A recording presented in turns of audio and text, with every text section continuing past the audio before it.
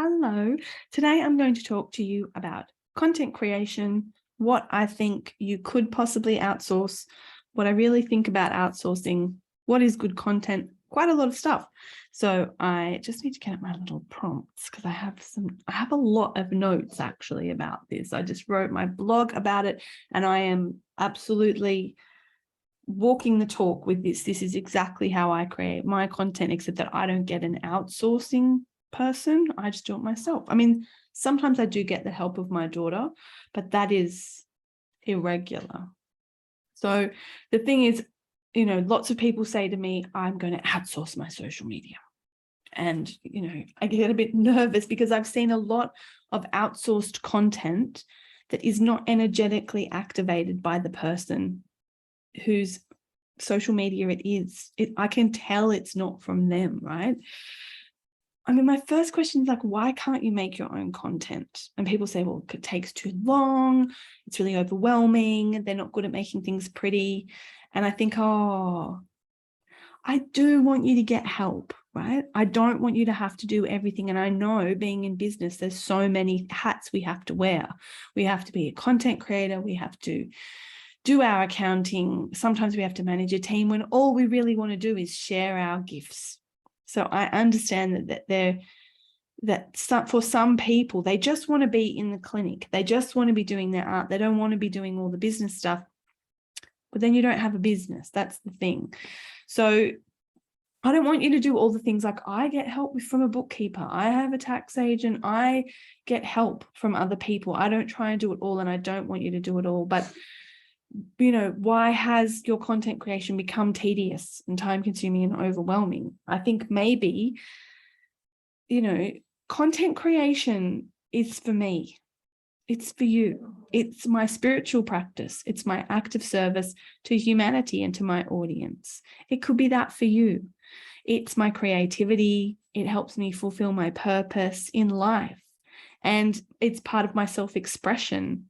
Some other nice bonuses are it eventually means I can write a book, which is, another layer of my service and my self-expression and creativity. So if your content creation doesn't feel like that, I just think maybe you're making the wrong kind of content. And I know how it happens because there's lots of noise in the online world about you have to post every day and you should be doing reels. And I know that there's a lot of information out there about all of that. From my perspective, since I've been making content using my current system, my content connects me to my ideal clients and it builds relationships with those clients. And I think that is the right kind of content. And that is a bit abstract. That's not very literal. And that's because I don't really like telling people what kind of content to make, because I think you need to start making some content and see what your audience responds to. You can piggyback or like take a little stepping stone off what I have found successful if you like, but it might not have the same impact with your audience. They might be seeking something different. What I will say is the right kind of content is not spending heaps of time in Canva jigging around with getting the perfect post. That is actually not going to get you the right perfect content.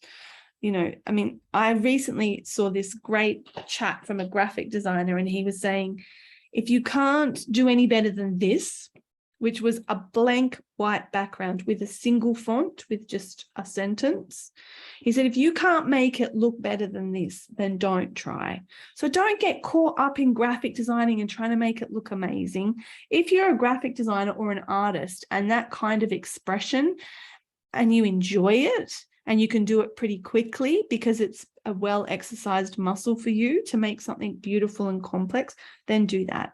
But unless you're a graphic designer and you're advertising, or you're not advertising, but you're trying to meet people who really appreciate your design skills, then your design skills don't matter. What matters is the message. So just keep it simple unless you are that kind of person. I mean, unless you're still in this trap of being in the market for people's attention. It's an attention economy. I hate that. I don't want my attention stolen. I don't want to be interrupted. It's like I'm, in the middle of trying to read something, I don't want to be interrupted. I think it's really rude. I don't like the interruption approach. I don't like the attention getting approach. I like the quiet approach and the authentic approach of just showing up from my values, from my integrity, and sharing a message that I believe in with other people who are like-minded. I want to build relationships and connections with people who feel the way I do. I mean, not in a myopic way, not in a narrow, blinkered way, but just that we are collegiate, you know, that we share the same views and are equally heartfelt and loving. That's the kind of thing I want to. I'm about loving service. I'm not really into stealing attention. What actually works for me, I know I do skirt around it a lot, but what does work for me is making 60-second videos as often as possible, because I get to really test out different content ideas. And the other thing that my audience seems to like are carousel posts. I mean, there's lots of other content I create, but I would say those are the two things that I resisted that actually really consistently do well, despite what I would like. I would like to just hang out on Canva, make things pretty, post them, and people interact with it. So I don't have to do my hair. I don't have to worry about my appearance or my pimple for the day or whatever, my jumper, am I in the right colors? All that neurosis could be gone if I didn't have to do videos, but people like my videos, or what am I going to do? The thing is, you could try that, but what I would suggest is look at the different types of content on the platform where you're posting and just try to make a suitable post for each of those different types. Make a live, make an image with a caption, make a text only, make a short video, make a long video, try all the different things. And then over a 3-month period of just consistently showing up, then have a look and see like what got the best interaction. And then you will know what is actually best for your audience instead of what works well with my audience. And of course, I know you'll hear about the outsourcing, so I better get round to that. This is what I would say. It is best if you can make your own content. If that all still sounds really overwhelming, then all you would need to do is make one. If you want, you could make one piece of content. Even better if you could make 3. If you could write one sort of substantial blog, if you could make a substantial video or a substantial audio recording. So by substantial, I don't mean a mini novel or, you know, a 1-hour video. I just mean write 500 to 1,000 words and do a video for about 5 to 10 minutes. If it's longer, that's great, but it doesn't have to be massive, right? The thing with this method is from that one piece of content, you can create a video from a piece of writing. I'm going to talk you through how to do that a bit later. You can create a piece of writing from a video. You can create a video from an audio. You can create an audio from a video. You can create a carousel post from a blog or a video, and you can create single image posts from a blog or a video or an audio, and heaps more. There's a big comprehensive list at the bottom of the blog, so I'll make sure I leave a link to the blog. So what you can outsource once you've done your one piece of content is everything else, all the other stuff. That one thing, the video or the blog or the audio, and all the other stuff could be done by someone else. I like to do it for myself because I like when my energy is embodied in my content. I think that there's something else going on than just writing. I think my energy gets kind of encoded and enmeshed in that. And then I share that with the world, and people whose soul needs to travel with me for some time will get called to that.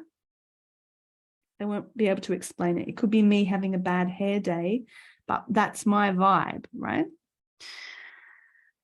So yeah, but if you need a little hand, these are the things that you could get someone else to do. I mean, you can also get them to send out a newsletter from this one piece of content.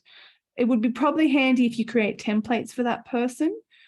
So you could do your energy encoding then. But again, your posts don't need to be overly graphic design. Just simple and meaningful can work just as well.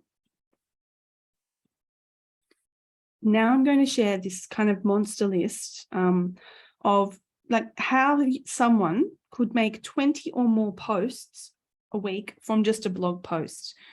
This is what I would do, and this is what I have done for other people when I was doing done for you content.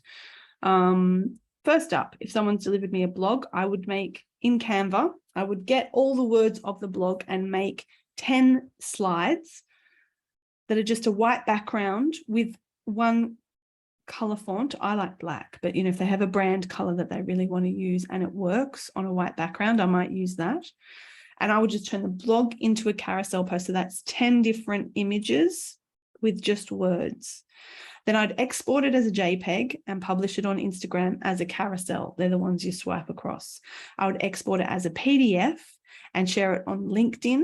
There's a way that you can share on LinkedIn so people swipe across.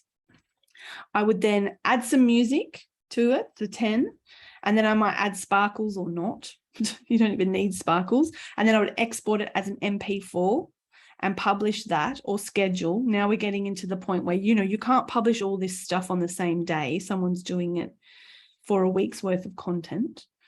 So then I would schedule it out. So one to Instagram, the video, Instagram, Facebook, and LinkedIn. It would be short video. Each page only needs to be about 2 seconds, and it will just cycle through with some background music. People can pause if they want to read through it more comprehensively.